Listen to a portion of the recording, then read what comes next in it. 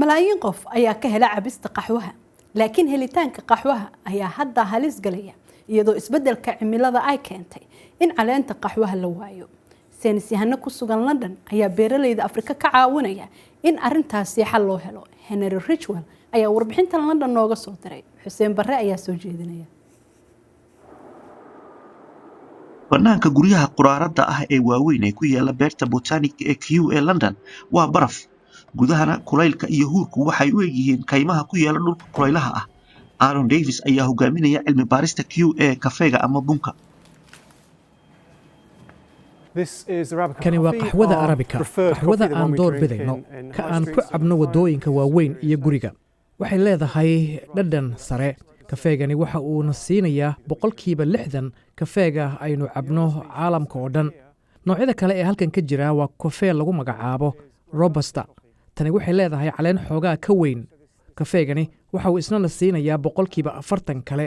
ee kafeega adduunka beerista nooca kafeega ee loo yaqaano Arabica iyo midhaha bunka Robusta waxa ay taageertaa malaayiin dad ah oo ku baahsan Afrika, Koonfurta Ameerika iyo Aasiya laakiin waxa ay ku jiraan khatar sababtoo ah waxa saameynaya isbeddelka cimilada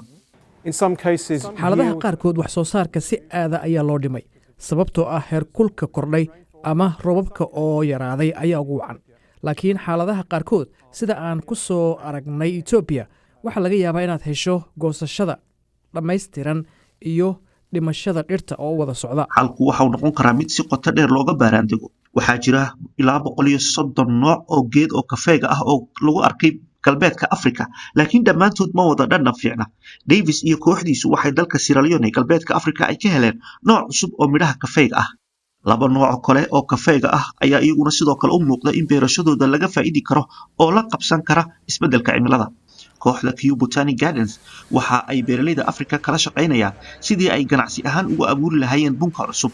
Catherine Kiwaka waxa ay kormeeraysaa mashaariicda laga wado dalka Uganda waa maxay shuruudaha ay u baahan yihiin sideen kor ugu qaadnaa wax soo saarkeeda halkii ay ka talin lahaayeen laba nooc oo kaliya waxaan haysanaa fursad aan hoos ugu dhigno qiimaha noocyada kale ee qaxwaha into the value of other coffee species.